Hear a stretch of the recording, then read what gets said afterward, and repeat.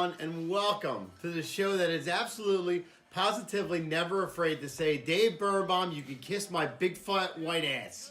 This is the sport. The one thing that matters is right here. I am Mike Galetta, a.k.a. Hamilton Mike, along with my partner, Brian, the fraudulent Ranger of Hard. Brian, how are you today? That's a message I can absolutely get behind. Yeah, see that? Yeah, See absolutely. That? No question. Nothing like getting all juiced up about that. Action-packed show tonight, Brian. A lot going on, Mike. A lot going on. A lot of cheesy stuff going on. A lot of funny stuff going on. And, of course, we'll cover it for you. But absolutely. First, let's talk about our fabulous sponsor. Fantastic. DJ Mike Velardi. I know you're watching out there. Mic'd Up Entertainment. The official DJ of the Sports Box. Make sure you catch Mike. Mike is hosting trivia tonight. Applebee's in Sicklerville, New Jersey starts at 8:30 p.m. It's a great game. Always appreciate Mike's support. Make sure you support him as well. Absolutely. And let's get to the NFL first and foremost. Talk a little bit about what we saw in Week 13. Brian, a lot going on Week 13. Yeah. You know, a lot of things as we're getting closer to the end of the season are, what we thought we knew. Not so much. Exactly. McAdoo out. Well, I mean, Eli Street gone. Well, I think what happened was he was like, he was like on parole for like some sort of pedophilia, and he's going back to prison or something. Maybe that's what happened.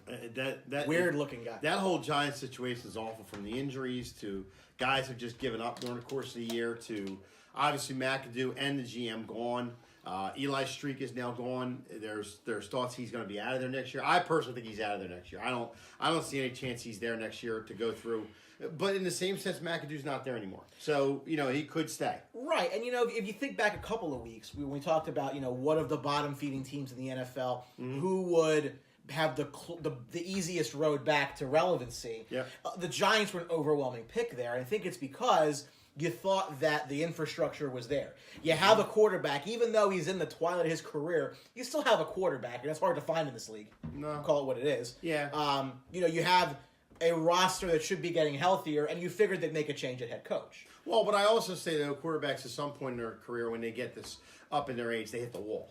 And unfortunately, Eli's hit the wall. I mean, I know he's had some injuries. I know he's lost Beckham for the year. He lost Marshall for the year. He lost a lot of guys that would hurt a lot of quarterbacks. I just think the way he's playing, he doesn't look like the same Eli. I know the guy's winning 2 Super Bowls, but maybe the time has come. They don't even have somebody waiting in the wings. They have this kid Webb. You think they would start him to see what they have? Who the hell cares about Geno Smith? I don't care about Geno Smith. You know what? I maintain that was just McAdoo saying, "Why don't you just fire me now?" That's exactly what it was. And it's a shame. It's really a shame that Eli and everything that he did got caught up into all this. But you know what? Listen, the Giants are better off without the guy. Yeah. As an NFC East rival, I'd prefer he was still coaching. Yep. But, it is what it is. Well, we thought 2 landing spots, Denver and Jacksonville. So yeah, no, and Brandon is our fan of the show. Eli is going with Coughlin. Yeah, good. That's very possible. No, it's very possible. Very possible. And you think about, let's just assume for this argument that Eli is going to go elsewhere. Yep. There are some ready-made teams that are about a quarterback away from really being contenders, and you mentioned 2 of them in Jacksonville and Denver. Yep, absolutely. There are some other teams out there that, I think Marvin Lewis is on a hot seat this year. Oh, yeah. I mean, after his 15 years of skating by, and not winning a playoff game, how the hell is he at this point now? Who do you have pictures of, man? What do you know? And listen, Caldwell, I'm not too big on either. I know he got an extension this year in Detroit. Yeah. I mean, I don't understand how. They're overpaying Stafford because there's a guy who's never gone deep into the playoffs, if at all. Yeah. And here's Caldwell, a guy that's coming along who, what the hell has he done with that team? He still hasn't addressed the running back position for years. And you bring up the Bengals. Again, the Bengals, another loss. Obviously could have had the win. They had the win. And we talked about it before the show. They had that game. They should have torched the Steelers in the first half. They were just dominating them. They could not put them away. They always tell you, put the foot on the throat, put that team away. They couldn't even come close to that. And Steelers got right back in the game and won it by a field goal. And the storyline of that game, Mike, and really the storyline for a lot of games around the league this week, was the suspensions. Yeah. And, Mike Mitchell from the Steelers, a guy who I know you've lambasted on the show a couple of times. Yep. But, we shared this in our Outside the Box sports group. If you're not yet in the Outside the Box group, find us, join us there. It's a great interactive place. We're all having great conversation with each other. I shared this link there. You can find it on Twitter. Yeah. But Mike Mitchell was interviewed in front of his locker room his locker today, and he would just laid it all out there about trying to play defense in the NFL. Oh, I agree with him. I agree with him 220%. Like you said, it was a perfect analogy that he gave. And, listen, they're just trying to protect the players. I understand that. But in the same sense, what Mike Mitchell said is that if he's going at somebody's stomach or their waist or making the tackle that he should be making, and the guy slides or puts his head down and he gets nailed because he's already in that motion, how is it his fault? How is he going to get penalized? Yeah, and he brought up a specific event, a couple years ago where he went after Tyler Eifert. Dalton threw an Andy Dalton ball, which is terrible. Yeah. Eifert dove for it and got hit. Yeah. And you got to put yourself in the shoes of these defensive guys who, in the media, they get lambasted all the time because look at this, destruction, look at the things that they're doing. But you got to remember, if you're going at a guy and you're trying to tackle him, and then he does something that doesn't make any sense, and then you end up hitting him the wrong way, A, it's not really your fault. And B, if you have to keep changing the way you play the game so you can avoid hurting somebody, so like follow the domino effect here, right? Yeah. So let's say I go to hit somebody. You know what? I better not hit him that hard or hit him the wrong way because I'm going to get a penalty. So then I kind of let up. The catch gets made. He's in the end zone. The other team wins. I get cut. Yeah. These guys are fighting an uphill battle as defenders. You keep changing these rules to help the offense because quarterback play is abysmal in the NFL. I would just love to see you hit somebody. That would be video enough for me. Well, there you go. So I don't know. I just think it's not a solution. Yeah, we got some guys chiming in here, and James Primo's got his thoughts. Yeah, our buddy Go Saints. James, go Falcons this week. I gotta hope that they win maybe one or two games, and the Saints can win out because I'm getting close. 4 more games, and you guys could be walking to follow me to Texas. I gotta take time off of work to chronicle that. Yep, I'm gonna have to get some shoes. We're not there yet, James. So we're not 13-3 yet. So we will see.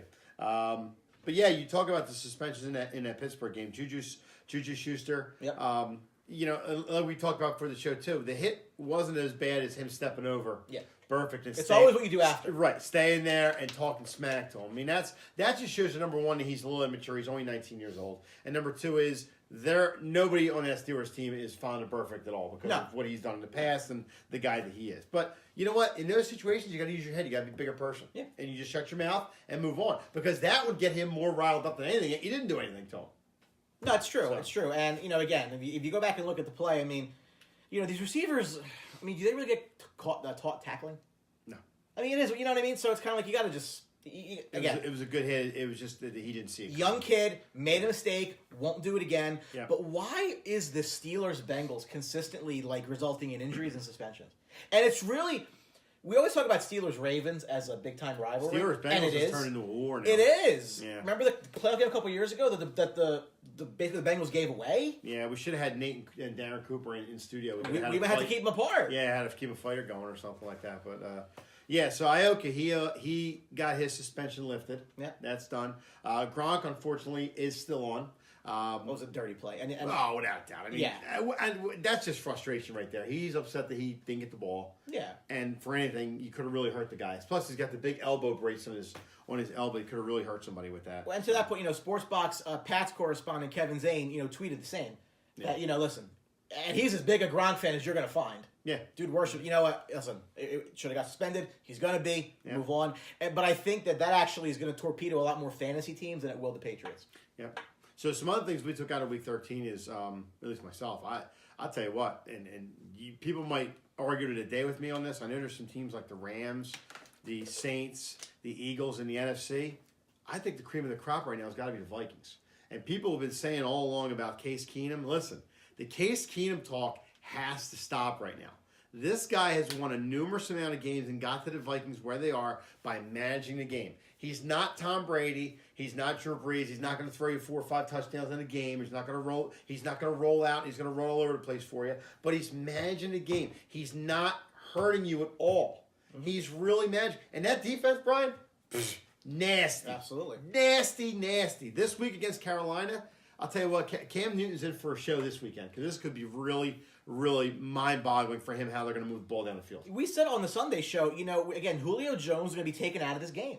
Because Xavier Rhodes does that. And you put a guy like Xavier Rhodes on him, a guy like Julio Jones, who scored 256 yards a week before on a bad Tampa Bay team. Shut him down. Mm-hmm. Yeah. Shut him down and didn't do anything. That's a defense where you don't have to double somebody. You just put Xavier Rhodes on him and be done and call it a day. No, and again, Dan Salmonetti knows, as a Giants fan, defense wins championships. Absolutely. And Absolutely. You look at what they've done, and you know it's funny because Mike, you know we get attacked for it. You know it. Mm-hmm. We've been questioning. Well, I mean, I think me a little more than you.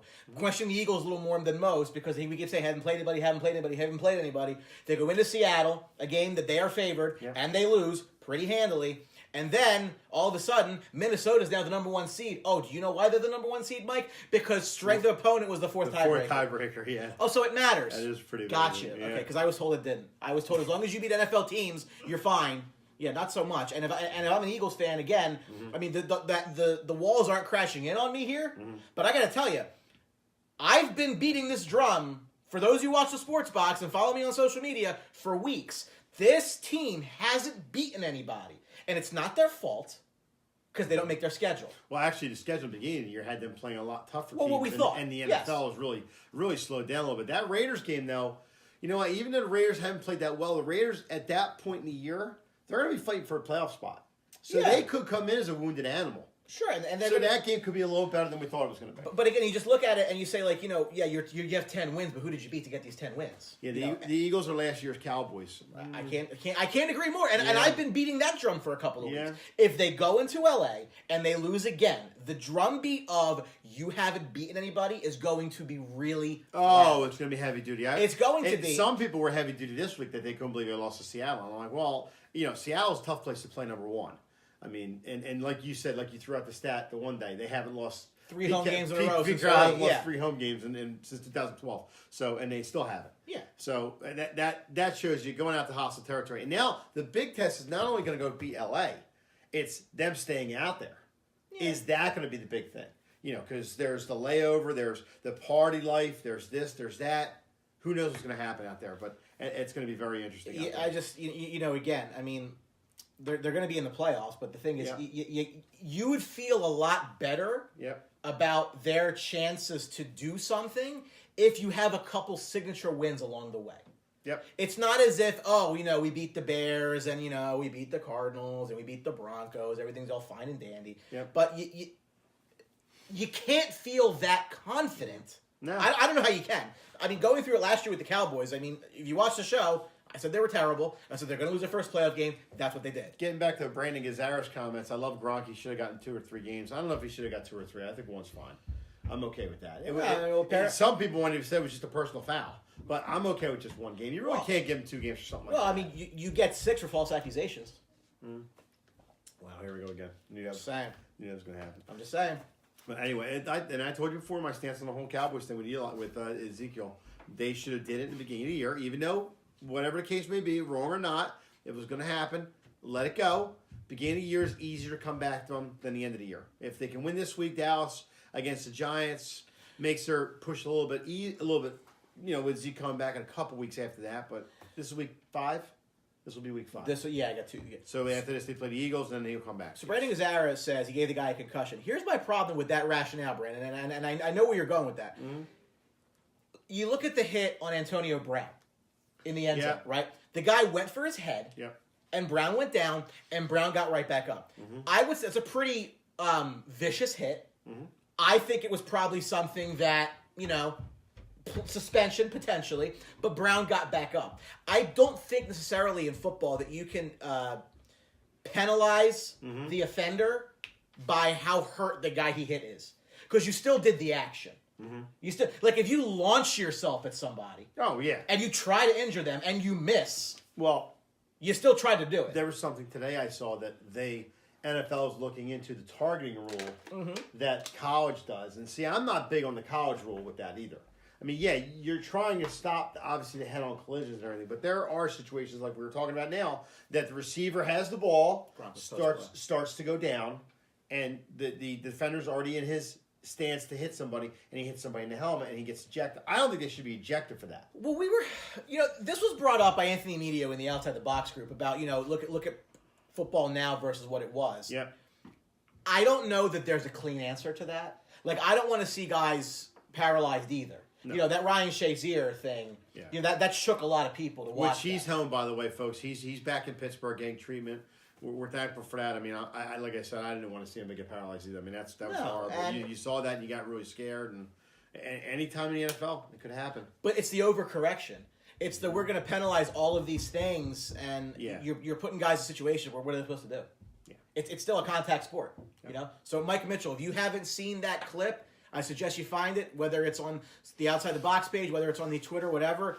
Really good stuff. I got to give the guy a ton of credit for putting himself out there. He was spot on with that. And you can see all the reporters listening to him, not bailing out at all, just listening to every word he said. I agree with him, and I'm not big on the Pittsburgh secondary either, but he was spot on with that. Not at all. So, anything else in the NFL we need to go Well, over? you know, Should we give the Ask Clown Award? out yeah, now? you know what? Yeah, well, you want to do the honors? The Ask Clown Award, I think, has got to be Coach Doug Peterson this week. For number one, not only the second challenge, where he absolutely should have did that on third down, but challenging the first play when your team is number one on quarterback sneaks in the league, and you're challenging for a half a yard that, correct me if I'm wrong, how many times did they correct that call? Probably 1 out of every 15, 20.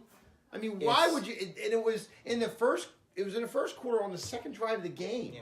Why would you? There's no game-changing way to make that challenge because it doesn't change the game at all. The second one, though, the lateral, that could have changed the game. Yeah. Third down to overturn the call. Seattle punts the ball. They don't score on that play.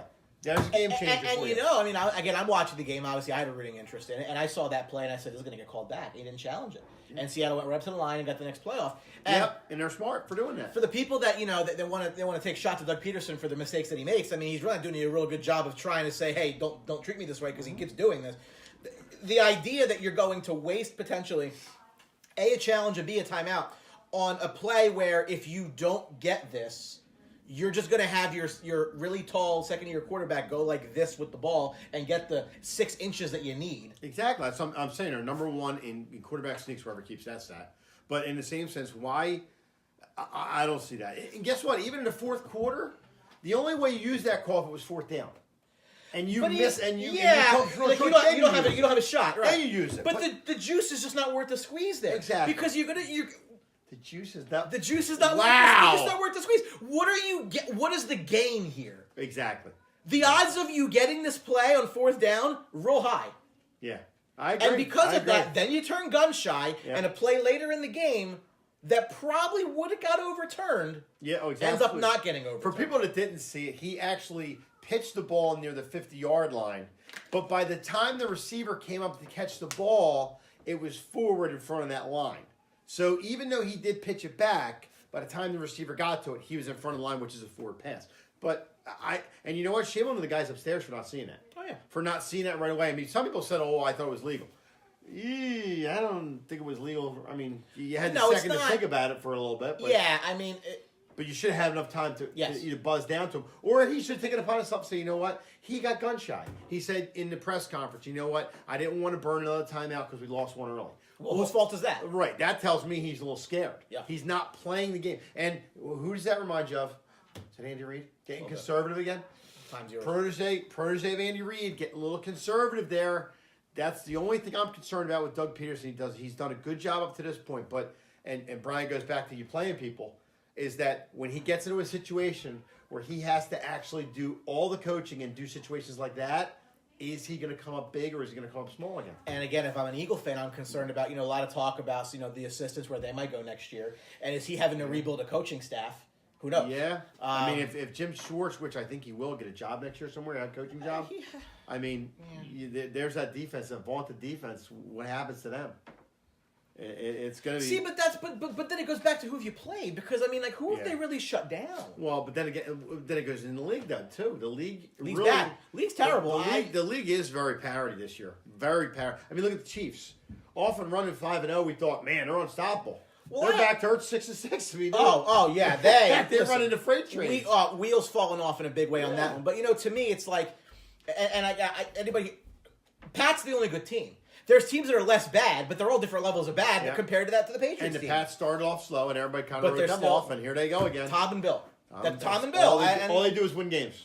Gun to your head. You got to pick a Super Bowl champ. You're not picking them right now? No, and you know what? You could think about Tom Brady going to Miami. His record isn't good in Miami. Yeah. Okay, well, he doesn't throw 300 yards. He throws 200 yards. They still win down. You know who else isn't really good in Miami? Miami. Cutler? Yeah. No, Miami. Cutler. Miami isn't good at Miami. Cutler blows. He should go back in the booth. Miami isn't good on any field, on any NFL stadium, on this side of Earth, the other side of Earth, dark side of the moon. They're not good. So, And you know what? Cutler good for Cutler. Came out of the booth for about 10, 20 million. Good for him because he just robbed the Miami straight Dolphins. cash, homie. Straight cash, Straight homie. cash. Straight cash. He's Love like, it. he reminds me, do you remember the Mighty Ducks? The guy's Yes. like, didn't you guys train in the offseason? He's Yes. like, I knew we forgot something. That's Jay Cutler. Oh, boy. Yeah, so again, NFL, so again, the fantasy playoffs are going to be starting this week for a lot of our teams out there. Make sure you watch us on Sunday morning. We'll be doing a lot of that breakdown. Nazario, Miami won big last week. Yeah, well, they ain't winning big this week. Wow. Yeah, because Denver, solid team. Yeah, they're good. Yeah, Denver looked terrible last week. They're good. Yeah, so Miami doesn't win this week. I think that'll be our picks. I think I can agree on that. Yeah, one. I think breaking news in the sports box: New England should probably beat Miami. Smoking Jay, yeah. Smoking Jay, yeah. You know what? It's a shame because Miami, I thought was going to be not that bad of a team. I thought they would be competitive this year. But, and you guys aren't big on Tannehill, but, I think Tannehill killed them this year. I got a great question coming in from Joe Gonzalez. If the Chiefs don't make the playoffs, does Andy Reid get fired? No. Absolutely not. I think he survives another year. If they go through this again next year, then absolutely. I don't think they fire him off a bad year like this. They made the playoffs last year. I mean, here's what I'm going to say no to that, Joe. I think they drafted Mahomes with the idea that Andy's going to be there to tutel him, I think Andy's got at least one more year there to revive what happened this year. Because this year was the meaning of they have it all together. The defense looked good in the beginning of the year. They did lose Barry early in the year. They lost Spencer Ware before the season started. Ware. I mean, that has not hurt them. Correct. But you say the Barry thing didn't hurt him up front. Well, now it could be hurting them because these guys are playing better teams now, and that veteran leadership back there could really help this Chiefs team out. And, we thought in the beginning of the year, Hunt was going to be in the running for Rookie of the Year. Well, not anymore. Away. Yeah. NFL's not for long. And it's just, it's the teams that do this year in and year out that are always up here. And that's one, and that's New England. And they're going to be there until Tom hangs them up. Yeah. Brandon, I don't think he should be fired. I mean, like I said, I don't think he's done that bad of a job this year to warrant him getting fired. Yeah, they did lose 5 out of 6 games, but in the same sense, he's gotten the playoffs last year. They've been competitive the last bunch of years. And Alex Smith has been playing well. They got a guy in the future that they drafted high last year, and Alex Smith has played well. Now, Nick says that Reed should still be in Philly. Well, that's far well removed by now. I mean, he's that ship sailed. Yeah, that ship sailed. I mean, he's not going back to Philly, so 0 chance he gets fired. He should still be in Philly. Yeah. Now, Mark Walden, a Chiefs fan, Bob Sutton needs to be fired. Too many good players on D to play like that. Even with Barry out, they shouldn't be this bad. I agree. I mean, Houston's playing well in that. Benny Logan, I think, has been a little bit of a disappointment for the money he got. Most people that get money were probably in that boat. Yeah. He's a big boat too. But yeah, I mean, Mark, you got a good point. I mean, that defense was supposed to be nasty, and they've let up some yardage the last probably 3 or 4 games. And really against teams that aren't that good. You look at the last game they played the Jets. If you would have told me Alex Smith is going to throw for 350 yards and 4 touchdowns and then lose, D let you down. I mean, that's all on the right. Well, I mean, Josh McCown's a good quarterback. Oh yeah. Tell me about it. He was a buck for a little while. Yeah. You know. Oh, you know about it. I do know about it. He turned Alex Smith into a competent quarterback. Yeah, he did. Alex Smith really turned it on because I don't think he wanted to be benched. I think he saw the writing on the wall that they drafted this kid for the future, and he wanted to keep playing. Yeah, I mean, he's a competitor. And that's going to be interesting, too. Where does he go next year? Where does Alex Smith go next year? That was brought up, actually, too. I don't think he stays in Kansas City, obviously, with the writing on the wall. Probably. You know what? If you're looking for interdivision, Denver. Could go to Denver. Yeah. Denver, a team that he knows, Could go to San Fran. Well, no, San Fran's got Garoppolo now, so yeah, we can shut that down with Garoppolo. Denver's a quarterback away, man. We talk about teams that are struggling that have that quick road. Guess what? If Denver gets that QB, Brandon, I saw that. If Denver gets that QB situation figured out, everything else is already Joey there. could go to Jacksonville. I think the 3 landing spots for a lot of guys are Denver, Jacksonville, and what was the other one we had? We said, but there was one more. Damn it. Jacksonville and Denver are the ones that come to mind. Even Giants. Yeah. But again, just like Bill Parcells said, you can't dial 1-800 quarterback and get a guy. I'm sure Jets will be in the market for a quarterback next year, too. Unless they draft one. I'm sure they probably won't. Well, they got Hackenberg. They drafted him 2 years ago. Well, that ship has also sailed. Well, but like Cleveland, how many times are you going to draft a quarterback? you want to talk about Cleveland owns the market for quarterbacks. Cleveland doesn't go to the market for quarterbacks. They have a store. Hey, can you come to us? They have no idea how to get a quarterback into their system, do they? They have no clue. No, this kid's getting destroyed in there. Run by ass clowns. Yeah, they could have been the ass clowns in a month. They could have been. But, Deshaun Kaiser's getting destroyed in there every week, and they're going to say he's not ready for the NFL. Well, but when you put him on a team that isn't ready to have a quarterback in there because they have no offensive line, guy's running for his life. Joe Thomas got hurt at the beginning of the year. He's out for the year. First time in a while. Not a lot of help around him. No. What are you asking him to do? Exactly. Basically. Exactly. Again, big NFL Week 13 behind us. Week NFL 14. We'll be talking about that Sunday morning. Make sure you're watching the Breakfast in the Box special on Sunday morning, 10:30 a.m., and don't miss that. Absolutely. So we talk a little bit about college football now. Roll into that. Yep. The brackets are set. Are you happy? Are you not happy? People have been telling me over the weekend, I can't believe Ohio State didn't get in. You know what? Ohio State didn't need to be in. They didn't deserve to be in. They lost 31 points to Iowa. 55-24 they got beat. Is that 31? Yeah, that was 31. They got 31 to Iowa. I mean, that in itself pushes you out of the hunt. Even if they won big over Wisconsin, they would have had to slam Wisconsin by like 20 or 25 to even get in there. So, that is that a shower running the back? We don't exactly have great acoustics here. The production value is high. Yeah, exactly. Yeah, Brandon, they got blown out twice. Exactly. And then Auburn, everybody's saying, this is going to be the first season that a two-loss team gets into the finals. Well, they showed what they were against Georgia. They got smoked, and they're out of it now. So you got Clemson versus Alabama, Oklahoma versus Georgia. I think Oklahoma waxes Georgia. I mean, I know Georgia played well against Auburn, and, they fought well, and they got back into it, and they played really solid. I think Oklahoma is a complete team this year. Baker Mayfield wins the Heisman this year. I think Oklahoma smacks them around, and I think Alabama beats Clemson. For the third time that they play in the playoffs, besides the championship game, I think Alabama beats them. So we were talking about this before the show, and it's kind of like, I think as sports fans, we kind of get enamored with these rankings, right? Mm-hmm. Who's number 1, number 2, number 3, number 4, number whatever, I don't really care. Mm-hmm. At the end of the day, it was either you're in or you're out, right? Yeah. So it really should have been like, 1, 2, 3, 4, 5, 6, 7, yes and no. Mm-hmm. Because now Clemson, as John Caruso, bet number one. Okay, well, Clemson's number 1, right? Mm-hmm. Their prize for being the number 1 team in the country is Alabama in the first round of this. Yep. Alabama is the Vegas favorite to win the whole damn thing. And you gave 2 weeks ago, Alabama lost to an Auburn team who's now out. Mm-hmm. So now you're giving Saban about a month to prepare for a team that he's played twice in the championship, lost 1-1-1 to. Listen, you can't give that much time to Saban.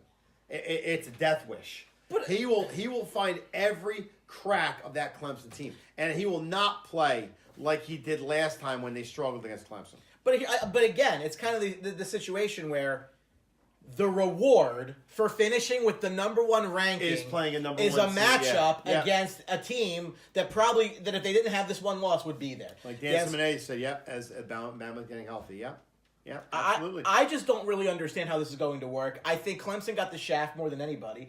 And if you ask me, and again, I'm not a big college football guy, but from everything that I've heard from people around me, is the national championship game is Alabama-Clemson, because whoever wins is probably going to win the other side. Well, I think the pollsters want Alabama-Oklahoma, and they want that matchup, the Baker Mayfield versus Saban again. I mean, they always want Saban in there. For whatever reason, they want him in there every year because the guy is masterful. All he does is win. It is about the money. See, Nick, that's it. Will not be close 14 points or more. Well, I don't know if he's going to torch Clemson. I think it's going to be a good game. But I still think Alabama figures them out, and they just move the ball at will, and it's going to be a back-and-forth game, and I think they win. I think Baker Mayfield wins it. The Heisman, like I said, Oklahoma, Bama wins the whole thing. If you look at the odds right now, I think Alabama is a plus 120. They're the favorite, but they're the 4. They're 4. Right, that's what I'm saying. Well, they're only the 4 because they were a 5 because they got bumped by Auburn. And I knew that they were only going to 5. They probably should have bumped them a little further down. But they kept them at 5 because they knew Wisconsin was going to lose to Ohio State.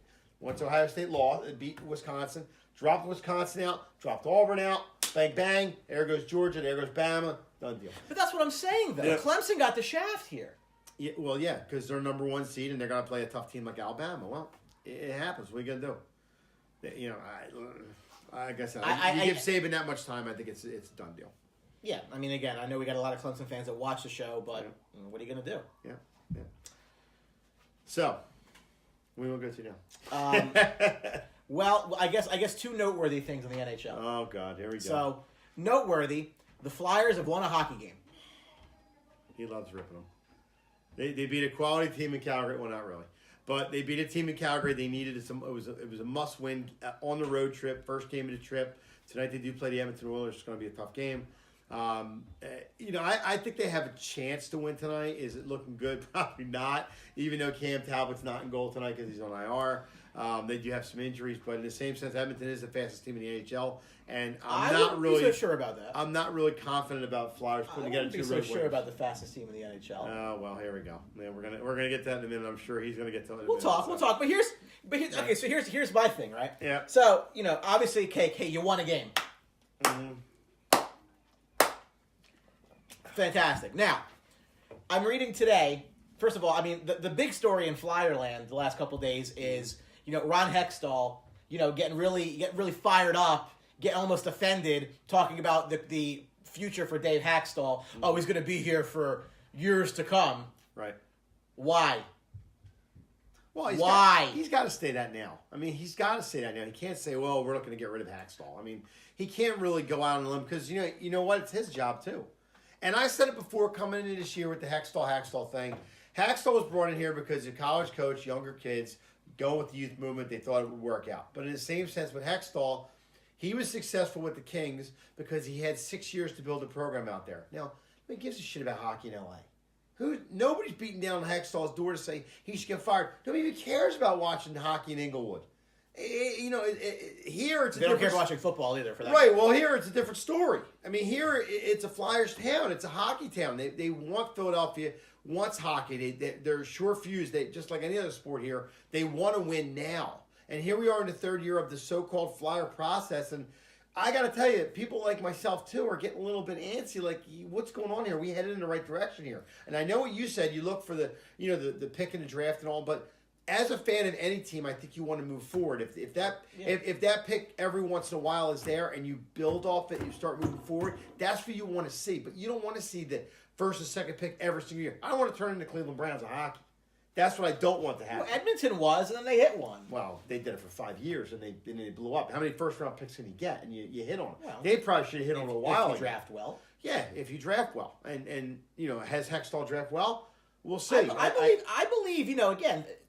Moran's hurt again. But it's a top group of prospects in the league. Yes. It's no worse than bottom three. I mean top three. Yep.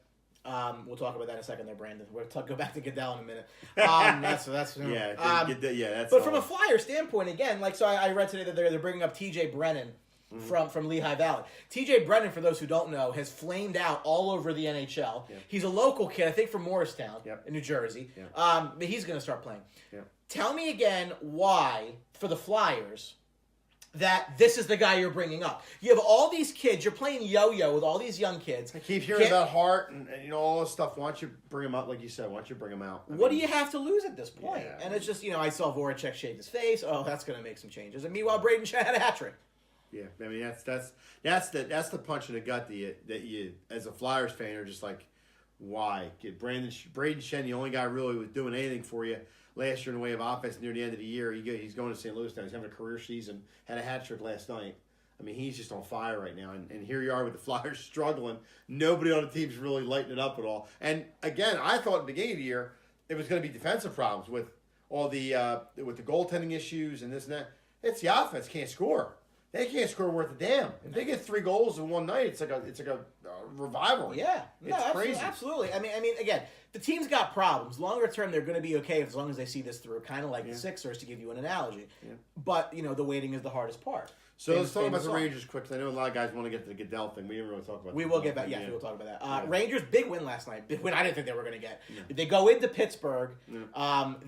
Go Bucks, Paul Allen. Nice, Paul. They stink. They go into the defending Stanley Cup champions. They beat them in their building with Andrei Pavelec in goal. They're getting scoring from all of their lines right now. I mean, again, for a team that started out 1-6-2, pretty damn terrible. They've really turned this thing around quite a bit. Yeah. What's interesting to me is just the turnaround. Okay. You know, they're dealing with injuries right now with Zibanejad, obviously. We'll see where that goes. Again, Henrik's got the flu. Okay, we'll deal. But the Metro, as you know, as a Flyer fan, Metro's loaded. Yeah. And you look at what the standings are with these 6 teams in the Metropolitan Division, and what the slop is going on outside of Tampa, Toronto, in the Atlantic. Yeah. And one of those 6 teams is guaranteed to miss the playoffs. Yeah. Talking about the Rangers, the Devils, the Islanders, Columbus, Pittsburgh, and Washington. Screwed up system, Mike. Yeah, It's a screwed up system. Definitely screwed up. And teams are, even when when the Flyers figure this out and get themselves back into this mix, they're going to have teams around them. It's going to be like, why are we penalized? Yeah, no, I agree. So again, big win for the Rangers. But I know you want to talk about Roger Goodell.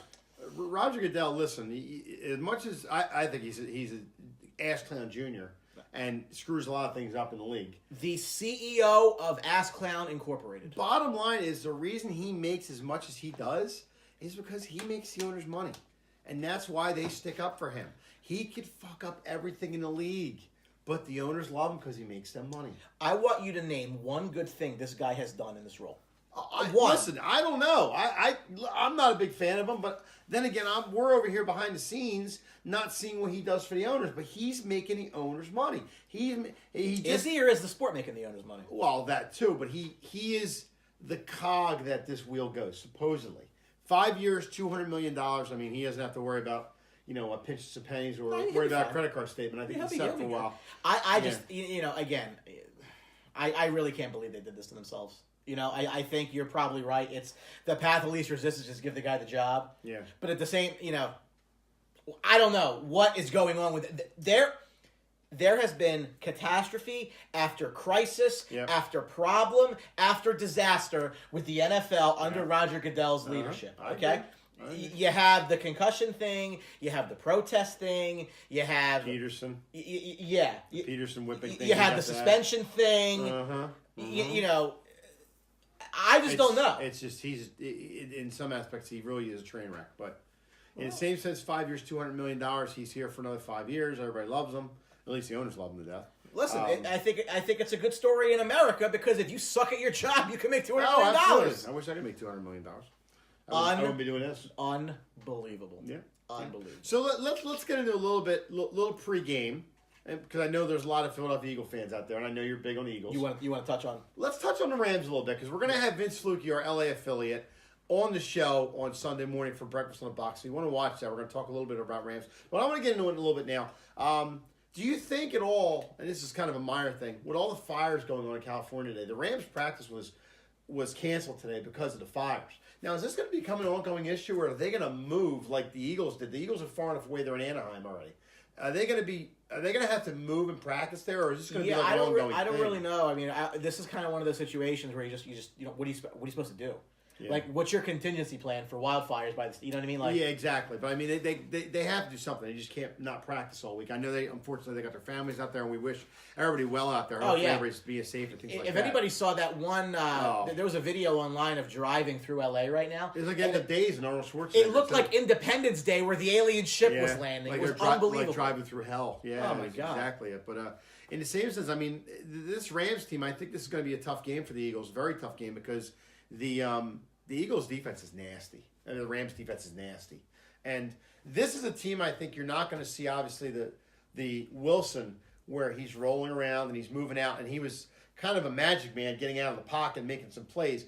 Golf doesn't give you that. He gives you good arm. They're going to give him a little bit of protection. He's got to get downfield. He'll throw to Sammy Watkins and cup downfield. I think it's mainly going to be the defense, Brian. I think this defense is going to be, the Rams defense is going to be the staple of this team if they're going to shut the Eagles down. What what's going to help them is it doesn't look like Zach Ertz is going to play. Yep. And we know that the Eagles offense goes right through Zach Ertz. I mean, that they, for all of the great plays that Wentz can make, getting to the outside, that play he made on third down against the Eagles was absolutely unbelievable. Aguilar, yep. Absolutely unbelievable. I can't give the guy enough credit. Talk about like just magician type stuff. Yep. But again, my retort to that would be, maybe if you don't put yourself in a situation, you have to keep doing that. And I think the Eagles got a game plan really hard for Gurley too, because Gurley, here's a guy who's got 1,000 yards this year already, and he's probably one of the top 3 running backs in the league this year. So there's a guy who you're facing a real running back again. And last week with Seattle, you didn't have to go through that. You had to worry about the receivers. Yeah. Well, now you got a little bit of both. Well, the running back was a quarterback. Exactly, but now you got to worry about a little bit of both. Now you got Gurley running out in the backfield who can catch some passes, has 500 yards catching, and now you're going to have a little bit of passing offense. Key to their offense, and I think the main difference this year between last year is you're playing Goff, but Gurley has been able to take some pressure off, similarly to the way that the Eagles have used their running game to take pressure off of Wentz. Again, this is a game. If I'm an Eagles fan, and trust me, I'm not an Eagles fan. No, you're not. But if I were, in a bizarro, crazy world, if I were an Eagles fan, if I don't win this game, and they're not favored, I know the arguments that are coming the Monday after. I know what's coming my direction. We are here in New Jersey and Philadelphia market. Oh yeah, we are going to hear it next week. It's going to be line up on the bridge next week if they lose this game. Well, again, I go back to the same point. I touched on it earlier in the show. They haven't beaten anybody. No. And again, it's not their fault. They didn't make their schedule. Nope. I'm not faulting them for it. No, Mike says we should offer the game here at the link. Yeah, I don't think that's going to work. I don't think 3,000 miles. Well, you're just so generous, Mike. I don't think that 3,000 miles away is fair to the Rams. Considering it's their home game and they're going to fly to the East Coast. Let them go play at what's it called? StubHub Center. There we go. Oh, the hey, game. You know where they should play? I heard the St. Louis. Sure. That doesn't do anything in that building right there. Right? Yeah, they're going home for that. They actually just blew up the Pontiac Silverdome yesterday. Yeah, how about that? Yeah. You know. Tell you what. We should have got Ed Johnson on. You know what the biggest thing to ever happen to Silverdome was? Bettis. No. Got the MVP? No. WrestleMania 3. Oh Christ. Hogan and Andre. Brandon Gazzara says, "Can we talk about the Lavar Ball pulling his son out of UCLA?" That was that. No, because LeVar Ball's an ass clown. So that's actually my closing point. We're going to get to that. We're closing the show with that. He's such an ass clown. We're going to use that word a lot. Let's save it. Let's save it. So the Eagles and the Rams. Yes. Like I said, I think it's going to be a tough game for them. This is going to be a game you're really going to see. Not that you didn't see last week, but the Eagles are made of, because I think that was kind of not a letdown game. I think they were smelling themselves a little bit going into that game, thinking they could go in there and beat the mighty Seahawks in Seattle. I mean, that's a tough day. It's funny you mentioned that, because I know Doug Peterson said, our practices the past couple of weeks haven't really been that sharp. Well, you better get them sharp. Well, yeah, I mean, if you're going to go out there for 2 weeks, you better stay out there. Josh Cal, let's talk poker. That's a sport. You're competitive, right? It's just... You're a guy who's you should be coach of the year. Everybody loves confirmation bias. Let's get the guy to the best record. Yeah. He is not putting this team in a position to succeed. And you put way too much pressure on him. Well, no, but a lot of the Eagle fans in the area, they played a real conservative game, this, that, and the third. The excuses just start flowing out like a faucet. Oh, the blame game's always there. I mean, they did not play well. And then you hear, well, actually, I'll tell you, the coach of the year nominees right now are McVay and Peterson. So that's going to be interesting to see how this shakes out. So personally, I think McVay should get it, because he's done a phenomenal job with the Rams team. No, he has. I mean, the Eagles, don't get me wrong, the Eagles are playing well over what they were expected to do this year. It's supposed to be 8-8, 9-7. But in the same sense, the Rams, they weren't even on a map this year. No. Nobody even expected them to have 5 wins this year. I think we had them picked for 3 or 4. Yeah, and Vince is like, I can't even fight you. Vince thought, I think 5. Yeah. 4 or 5 wins. I mean, nobody even had them on the map. For at this point, them leading the division with Seattle, Arizona. I mean, Arizona's hurting all, and the Niners. I mean, that's a hell of an accomplishment. Coaching and quarterback. Yeah. Is the basis for everything, and that's why New England's the best. And I'm going to pat myself on the back again, because I've said it. For last year, I said Goff is going to be an okay quarterback. You just got to stay in the system and let him play. He's past the year point now. Well, look how far he's come now. He's got a speed. When you come in from college into the NFL, especially as a quarterback, and as much pressure as these guys are getting, like Wentz, Goff, all these guys, you have to get up to speed with the game. You don't just step in and become the man. Look at Andrew Luck. I mean, he came in his first year. He played okay. He's got to get used to his speed, though. He's got to pick up the tempo. And that's what it takes the first year. You really got to get speed of the game. And Goff is playing well now. It's a great release. Maybe not as mobile as you're going to see with Wilson, obviously. But listen, if they can give him a little time back there, he's going to give the Eagles fits back there. You wanted to have a fresh look at an old debate? What's that? Who's the MVP of the league? Not Aaron Rodgers. Well, all right. Okay, so all right, fine. Russell Wilson? You could probably make a case for Russell. I still think Brady's up there and Breeze is up there, and We had a couple guys say Lattimore, but I don't think a defensive guy's going to get it. Even though they'll never. Lattimore's played phenomenal. The award's just not for that. I just think Rookie of the Year is going to be Kamara. I can tell you that right now. That's a standalone award for me right now. He's played phenomenal. I think Brady could get the MVP again. TB12. He's look at him. He's come back. He's playing with no names again. He's going to have to do it without Gronk this week. Well, I mean, what does this guy have to do to be the best quarterback of all time? I'll tell you something. My own personal opinion. I don't know anything. If the Steelers, if their Pats were playing the Steelers this week and not the Dolphins, Gronk doesn't get suspended.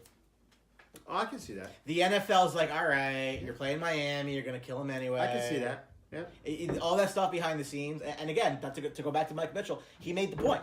Yeah. He said there's no consistency with the NFL and their disciplinary action. We got guys who, you get suspended, you get this, you get that. You have nothing. You have no idea what to expect ever on anything, and there you go. Gronk gets the game there. It's not going to affect the Pats in this game whatsoever. They're going to crush Miami. It is what it is. Yeah, it is what it is. Don't worry, we'll have more NFL talk Sunday morning. Sunday for Breakfast in the Box. You got to make sure you're in live for that. And guys, keep commenting in. We love rolling through the comments. We'll bring up whatever you want to talk about. Believe me, we'll change gears. We changed gears a little late from hockey, even though we're going to a little more on that. But we went to football, so that's fine. We'll talk more about that. Listen, you guys are our audience. You decide what we want to talk about. So we'll lay it out. You guys help us out. Unless you're Dave Birnbaum. No, they decide we're going to talk about unless it's Tiger Woods.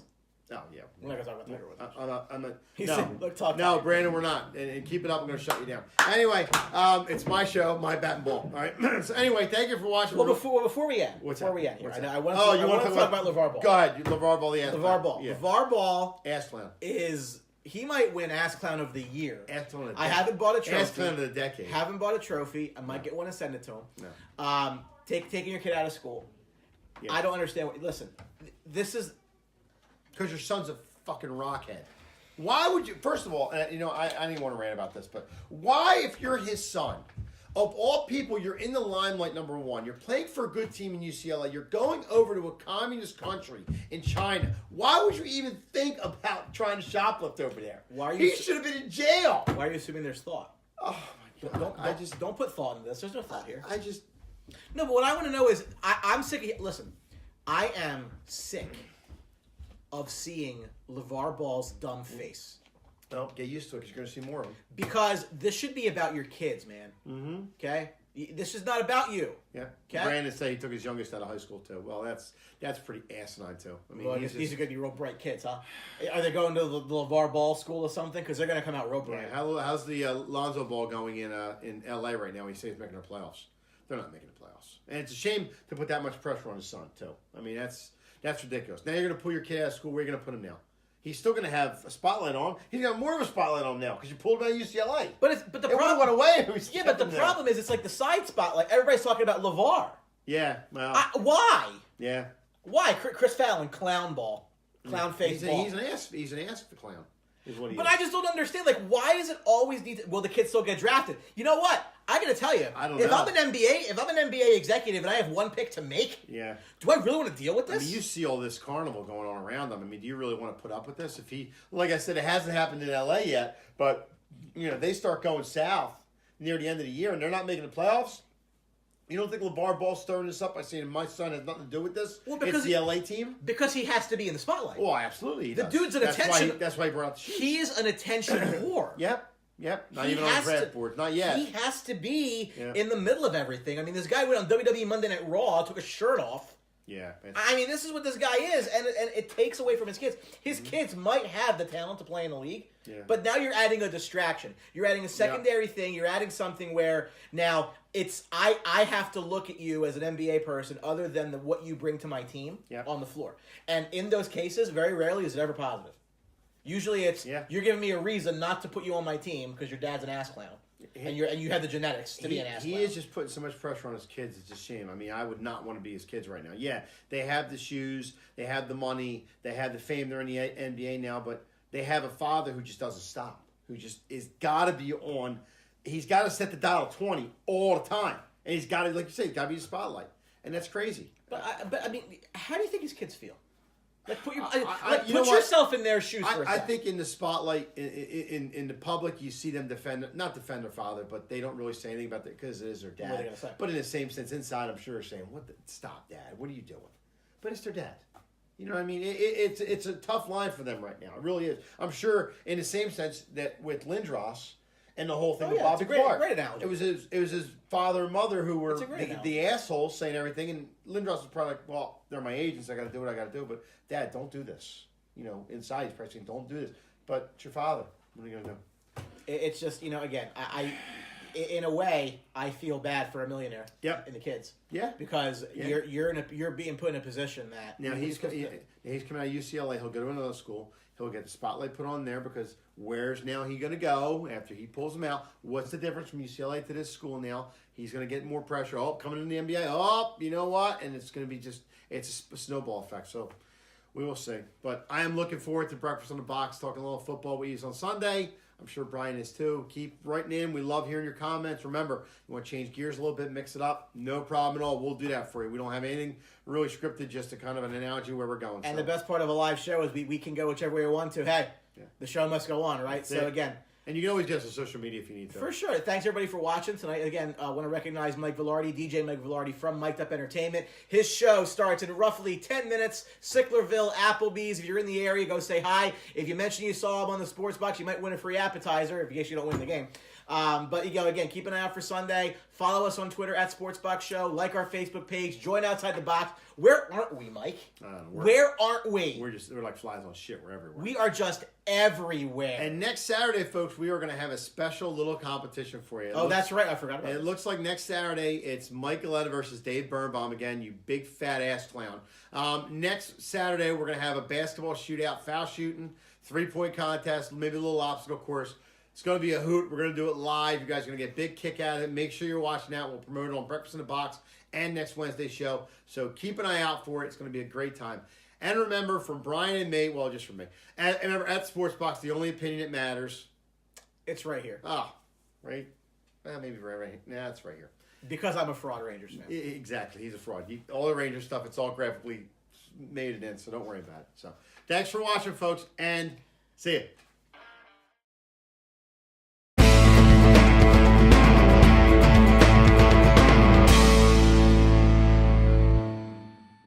1, 2, 3.